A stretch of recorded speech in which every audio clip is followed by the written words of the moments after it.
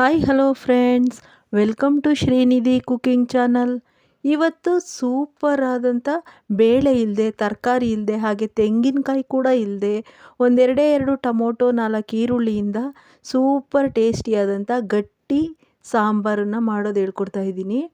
ಇದು ತುಂಬಾ ರುಚಿಯಾಗಿರುತ್ತೆ. ಹಾಗೆ ಇಡ್ಲಿಗೆ, ಚಪಾತಿಗೆ, ಅನ್ನಕ್ಕೆ, ಮುದ್ದೆಗೆ ತುಂಬಾ ಟೇಸ್ಟಾಗಿರುತ್ತೆ. ಇದು ಒಂದು ಸಲ ಮಾಡಿದ್ರೆ ಸಾಕು, ತುಂಬಾ ಸುಲಭವಾಗಿ ಬೇಗ ಮಾಡ್ಕೋಬೋದು. ಹಾಗೆ ಅದ್ಭುತವಾದ ರುಚಿಯಾಗಿರುತ್ತೆ. ಇದು ಹೇಗೆ ಮಾಡೋದು ನೋಡೋಣ ಬನ್ನಿ. ಮೊದಲಿಗೆ ಯಾರೆಲ್ಲ ನಮ್ಮ ಶ್ರೀನಿಧಿ ಕುಕಿಂಗ್ ಚಾನಲ್ಗೆ ಇನ್ನೂ ಸಬ್ಸ್ಕ್ರೈಬ್ ಆಗಿಲ್ವೋ ದಯವಿಟ್ಟು ಅವರೆಲ್ಲ ಸಬ್ಸ್ಕ್ರೈಬ್ ಮಾಡ್ಕೊಳ್ಳಿ ಅಂತ ಕೇಳ್ಕೊತಾ ಈ ವಿಡಿಯೋನ ಹೇಗೆ ಮಾಡೋದು ನೋಡೋಣ ಬನ್ನಿ. ನೋಡಿ, ಸ್ವಲ್ಪ ಸಾಂಬಾರು ಹಾಕ್ಕೊಂಡ್ರೆ ಸಾಕು, ಅನ್ನನ ಕಲಿಸ್ಕೊಂಡು ಊಟ ಮಾಡ್ತಾಯಿದ್ರೆ ಇನ್ನೂ ಊಟ 4 ತುತ್ತು ಜಾಸ್ತಿ ಊಟ ಮಾಡೋಣ ಅಂತ ಅನಿಸುತ್ತೆ. ಅಷ್ಟು ರುಚಿಯಾಗಿರುತ್ತೆ. ಹಾಗೆ ಕಡಿಮೆ ಪದಾರ್ಥಗಳಿಂದ ಮಾಡ್ಬೋದಾದಂಥ ಗಟ್ಟಿ ಸಾಂಬಾರಂತ ಹೇಳ್ಬೋದು. ಇದನ್ನು ತುಂಬ ಸುಲಭವಾಗಿ ಮಾಡ್ಕೋಬೋದು. ಇದು ಹೇಗೆ ಮಾಡೋದು ಅಂತ ನೋಡೋಣ ಬನ್ನಿ. ಇಲ್ಲೊಂದು ಕುಕ್ಕರ್ಗೆ ನಾನು ಒಂದು 4ರಿಂದ 5 ಟೊಮೊಟೊ, ಹಾಗೆ ಒಂದು 4 ಈರುಳ್ಳಿ, ಒಂದು 5 ಹಸಿಮೆಣಸಿನ್ಕಾಯಿ, ಒಂದು 2 ಗೆಡ್ಡೆಯಷ್ಟು ಬೆಳ್ಳುಳ್ಳಿನ ಕುಕ್ಕರ್ಗೆ ಹಾಕ್ಕೋತಾ ಇದ್ದೀನಿ. ಇದಕ್ಕೆ ಸ್ವಲ್ಪ ನೀರನ್ನು ಹಾಕ್ಕೊಂಡು ಲಿಡ್ನ ಕ್ಲೋಸ್ ಮಾಡಿಕೊಂಡು ಕೂಗಿಸ್ಕೊಳ್ಳೋಣ.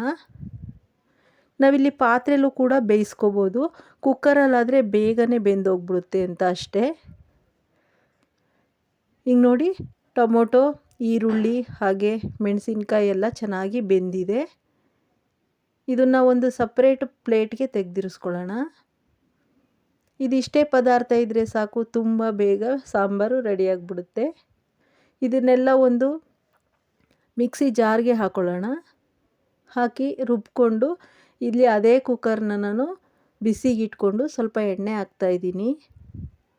ಇದಕ್ಕೆ 1 ಟೇಬಲ್ ಸ್ಪೂನಷ್ಟು ಸಾಸಿವೆ, 1 ಟೇಬಲ್ ಸ್ಪೂನಷ್ಟು ಜೀರಿಗೆ, ಹಾಗೆ 1 ಟೇಬಲ್ ಸ್ಪೂನಷ್ಟು ಮೆಂತ್ಯ ಕಾಳನ್ನು ಹಾಕೋತಾ ಇದ್ದೀನಿ. ಮೆಂತ್ಯ ಕಾಳು ಹಾಕೋದ್ರಿಂದ ತುಂಬಾ ಅದ್ಭುತವಾದಂಥ ರುಚಿ ಸಿಗುತ್ತೆ. ಇದನ್ನು ಲೋ ಫ್ಲೇಮಲ್ಲಿ ಚೆನ್ನಾಗಿ ಒಂದು ಸ್ವಲ್ಪ ಫ್ರೈ ಮಾಡ್ಕೊಳ್ಳೋಣ. ಸಾಸಿವೆ ಚೆನ್ನಾಗಿ ಚಿಟಪಟ ಸಿಡಿದಾಗ 1 ಗೆಡ್ಡೆಯಷ್ಟು ಬೆಳ್ಳುಳ್ಳಿನ ಜಜ್ಜಿಕೊಂಡು ನಾನು ಹಾಕ್ತಾಯಿದ್ದೀನಿ ಒಗ್ಗರಣೆಗೆ. ಹಾಗೆ 2 ಒಣಮೆಣಸಿನ್ಕಾಯಿನೂ ಕೂಡ ಹಾಕ್ಕೋತಾ ಇದ್ದೀನಿ. ಹಾಗೆ ಒಂದು ಅರ್ಧ ಟೇಬಲ್ ಸ್ಪೂನಷ್ಟು ಇಂಗುನ ಸೇರಿಸ್ಕೊಳ್ಳೋಣ.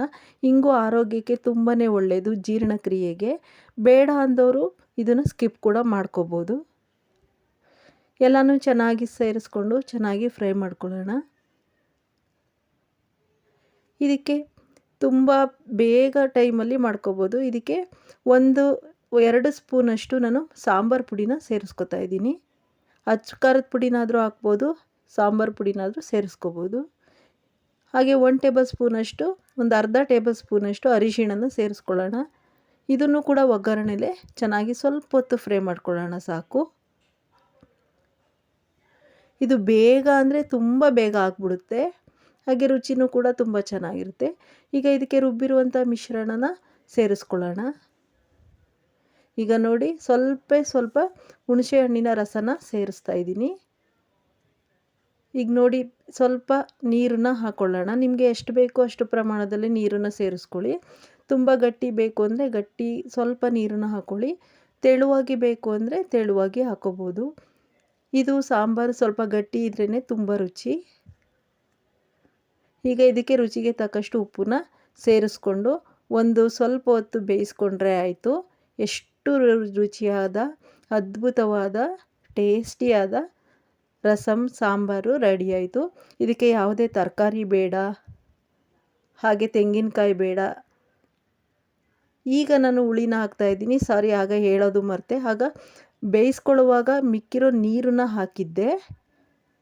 ಈಗ ನಾನು ಹುಣಸೆ ಹಣ್ಣಿನ ರಸನ ಹಾಕ್ತಾಯಿದ್ದೀನಿ.